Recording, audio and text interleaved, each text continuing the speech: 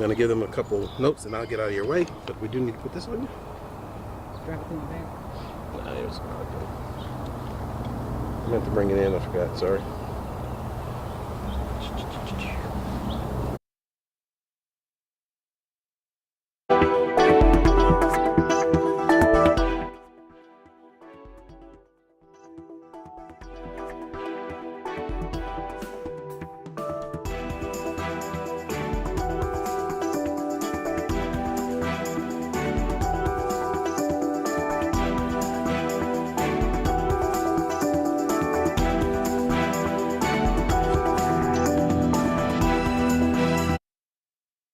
Prizes, and I'm helping in terms of helping the mayor with some of her communication strategy.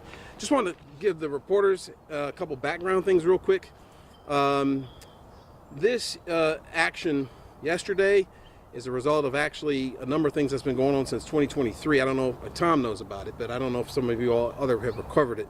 But the mayor has been constantly under attack by some of the colleagues on the council. They've been stalking her at her house, telling her she can't leave town more than 12 hours without letting them know. She's been under a lot of duress and emotional strain because of this, to the point where yesterday you all saw that she thought about resigning to protect, you know, other people that work down at the city, I guess. And so that's why you saw her being very emotional last night at the meeting, where she made an indication that she might resign in April sometime.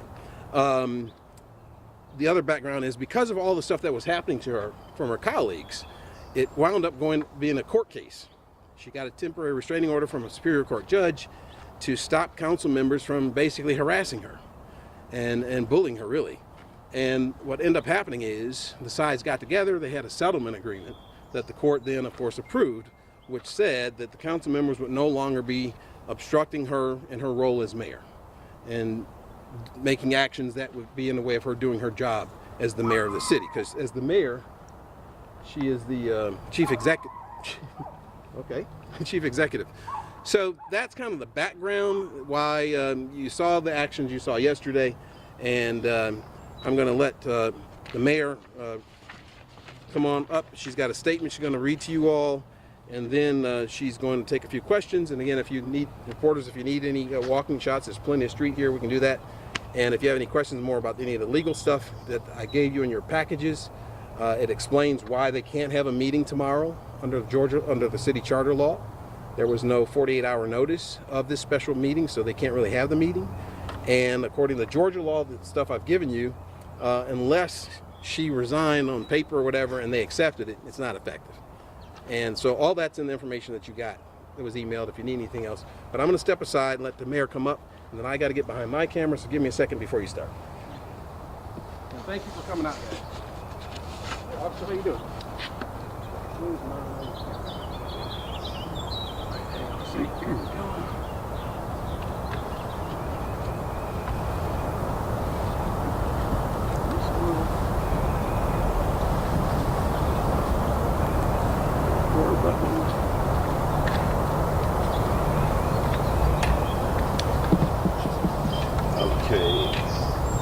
Can you give us a mic check real quick with your voice? Mayor Sartor, Mayor Donya L. Sartor, City of Jonesboro. Can you spell your name for us first and last slowly? D-O-N-Y-A, Sartor, S-A-R-T-O-R.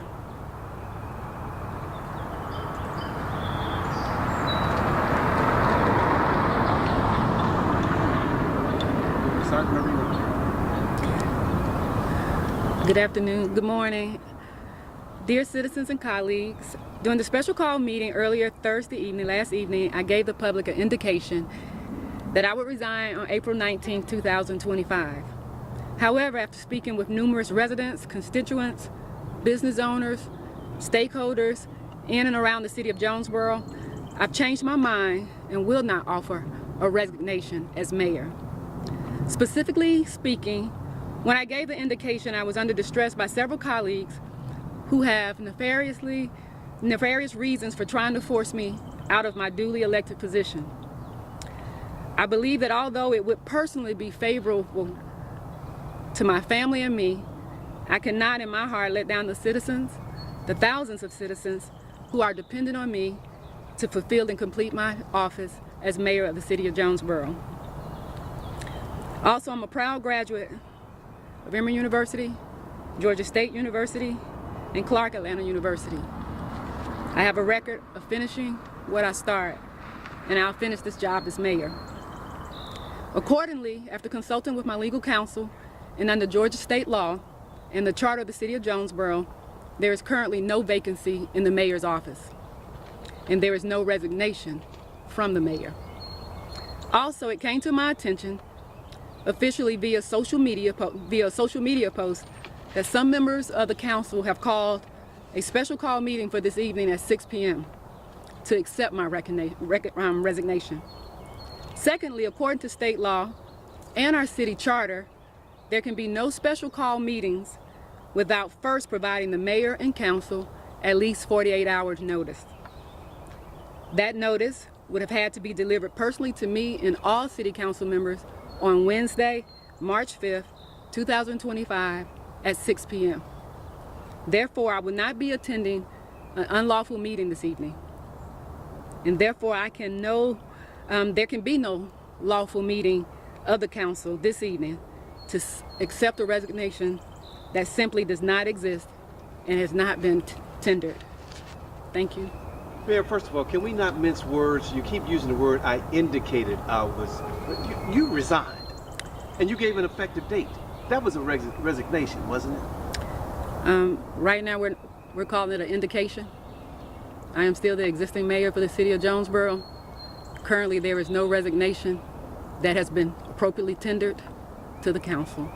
What was the pressure you were getting from some of your colleagues you mentioned? We can call it pressure, but you can also, the battle has been very public. You all have followed me, Tom, I know you have, for this entire journey. From being asked to tell my whereabouts when I leave the city limits of Jonesboro for more than 24 hours. Not only that I'm gone for more than 24 hours, but where I am for more than 24 hours. For sitting in a council meeting with a council member sitting next to me saying, for the record, that he stalks my house, and when I'm out of town, he pays someone to stalk my house. You've most recently seen them rescind my health benefits. You've also seen the legal battle that we had by unjustly having interrogation or investigation in regard to unfounded claims that I had a gun. So when you talk about pressure that's mounting up, yeah, there was a 2-hour executive session prior to this decision, but it's been almost 18 months of constant harassing of this current position that I've been in, a constant attack of the powers that were bestowed upon me by a charter established in 1859 with the state of Georgia, that I simply just want to be able to do what I am lawfully elected to do. For the record, there has never been any allegation that has been proven to be true in regard to abuse of any power that I have been bestowed upon me by virtue of this position. You brought up that forensic audit.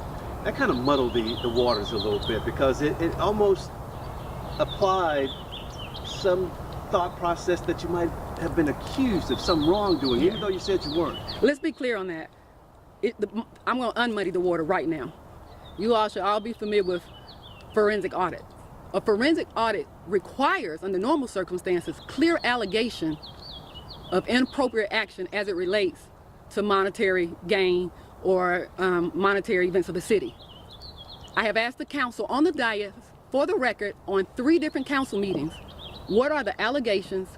What are you implying? And they have yet to give one. When we put out an RFP, it was a broad RFP for the forensic auditors to come in. If I can be personal and honest, it's another waste of taxpayers' money that will come up that shows no wrongdoing on my part, and that's what I clearly stated, that I want to be here. And now I'll be here not only for that, the results of that forensic audit, but I'll be here to the conclusion of my term.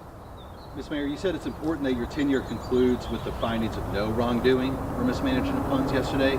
So were you concerned that it might find otherwise? No, I've never been concerned. What I'm concerned about is that my council goes through these wild goose chases at the cost of the taxpayers' money. A forensic audit requires clear allegations, somewhat to a criminal intent. I have asked them several times in public forums, what is it that you have accused me of? Like, for example, you do a forensic audit if they can say the mayor used her credit card inappropriately. They can't say that because I provided them all the credit card statements. If there was something, trust me, you all know this council, they're quick to come out and say what I've done wrong. If I had done anything wrong and they knew, so they'd rather pay $60,000 to $100,000 for somebody to try to find something wrong when I can assure you that there is nothing wrong. So they have this meeting tonight. If they go on with that, what kind of action are you willing to take? Oh, it'll be legal action. They're familiar with this. They're familiar with this process. I'm grateful for a legal counsel and a team that makes sure that I'm legally represented. We've already shown that in previous situations when they tried to do other things. So unfortunately, I hate situations like that because I am a good steward of the taxpayers' money, and this is just not a good way to spend the money. Just let me. Council members told me that the meeting has been canceled since because. Oh, well then that's. But they're learning. Why hold this press conference here? Why not hold it at City Hall where your constituents can be there to hear you? Well, actually, I want to answer that. It was held here, Tom, to make it more amenable to the media to be able to read, because she's got to be on an airplane. So we came here because it's close to all the stations. But there is a group of citizens at City Hall at this very moment in support of me remaining as mayor. Have you retained legal counsel? I mean, is that safe to say? I keep legal counsel. Okay. I mean, what you said yesterday during the meeting was, I'm rendering my resignation as mayor of the city of Jonesboro. What would you say to people who are calling this a flip-flop? I mean, you said you talked to people in the city, but I mean, this seems like you said what you said, which does sound like a resignation, or at least one that you made public. Talk to people after, and then we're like, oh no, I made a mistake, and they're calling this a flip-flop. What would you say to those people? I think the biggest mistake was council not accepting that resignation on yesterday and allowing time for me to hear from my citizens and realizing who I really truly represent, and their voice matters. They came out in 2 elections in less than a year. We had a record number of voters come out, more voters than we have ever had in any election. More votes were cast for me than had been previously cast in an entire election. Sometimes it's just a thought process. And again, I'm grateful for the charter and the law, and I'm grateful to a certain degree there's a level of ignorance among my council. So it's safe to say you're doing this for the citizens, not you want to do, because you were elected, you want to serve the citizens, and that's why you are withdrawing what you had said yesterday. That's always been my concern. That's always been my concern. Can I ask a question that no one has asked yet here, but I mean, Tom probably would ask, or I guess I would, but there's a racial thing about this too that people are that's the elephant in the room. There's been complaints in the past about the fact that there's been some racial bias and all that. Can you explain to the media, tell us what that is? Is it a real thing? So I am the first black mayor in this position. I served on council as the only black in the city that's 78% black. I got involved in politics because I saw how the council had previously been hiding elections. It was indicative of how they chose to run the 2 elections that I ran in. I think we're making progress as a city as a whole. I represent the city of Jonesboro. You don't hear me say I represent black Jonesboro and not white. No, I represent Jonesboro. Every time the doors of the city hall are open, anytime I host an event, it's open for everyone to come. If they choose not to, that's their choice. But there's racial epithets. Jonesboro has a history. As of recently as Jonesboro has a history of racial overtones. You know, one of the first things I did when I came in office was change the name of the street called White Line. When you go down to the county and you look at why it was called White Line, it was a street and a point of segregation. In 2025 or 24, we shouldn't have streets that remind us of when in Jonesboro we were allowed to cross a different area. So that street now is named Star Drive. So my efforts to bring down the historical aspects of racism in Jonesboro is for the benefit of everyone, just not a particular racial group. So do you think the friction you've seen from your colleagues is due to your skin tone? You would have to ask them. I won't. I've learned not to speak on what they may think. Some of your colleagues say that you're a bully, you're a micromanager, and you're chasing folks away, and that's what led to you leaving. Are you a bully or a micromanager? I don't know. It's like when you have a situation where somebody, I walk in the room and someone says, damn, she's passionate as hell, and the other one says she's a bully. It's all about your perception and how you perceive a black woman in this position of authority. With all that you've dealt with, wouldn't it just be easier for you to resign if there's so many issues you've dealt with, all the problems, even though the citizens may want you there, some of the citizens may want you there, wouldn't it just be easier for you to just say, I'll see the audit through and then I'm done? So let's be clear. If resigning was an option, that still wouldn't be easy. So there is no easy option here. There's only the benefit of doing your job and doing it well and seeing it through the end and knowing that you're not going to make everybody happy, but the ones I do, it was worth every bit of the struggle. Do you have concerns that the last 24 hours have complicated your relationship with your council members and your constituents? Is this going to be something? Well, it hasn't complicated. From the level of support that I've received all across the state and all across the country, it definitely hasn't complicated things. It's brought awareness to the role, particularly of black females in elected positions. This is just not nothing new to Jonesboro. Black elected officials, particularly women all across the country, face this level of opposition. Sometimes I wonder why people think it's so strangely that it's in Georgia and it's in Jonesboro. It's disappointing, but this is a national issue that is on the forefront, and we're having national conversations. I'll be leaving Sunday to go to Congressional Cities Conference sponsored by the National League of Cities, and we'll have conversations about the concern for our safety. I'm not creating that issue. That issue is prevalent and it's been known. Why were you so emotional yesterday? This role makes me emotional. I fought hard for it to get here. And like I said, y'all witnessed it. It shouldn't be any surprise. And emotionality, I've had to learn, is not a sign of weakness. It's meaning that it's a release and that there's still a little bit of fight left in the dog. And so I appreciate you all coming. I know y'all, yes sir, yes ma'am. We had a conversation a few months ago Hey, Damaya. about community among mayors. Have any other mayors, talked to you about this? Oh my gosh, the outpouring of support, and there's always a silver lining to something, and I think if I felt supported before, I feel doubly or triply supported in this moment. Thank you, Damaya, for coming. I appreciate you. No problem. Does anybody have any other questions? All right, so if the answer is no, do you need to get cutaways or anything like that? You want to get, I can keep her up here if you want to get some wide shots, cutaways, photographers. That's what I was just doing. No? Okay. Does anybody want a walk shot with her? Yes or no? You're good. Good? Sure. And I started recording. Thank you.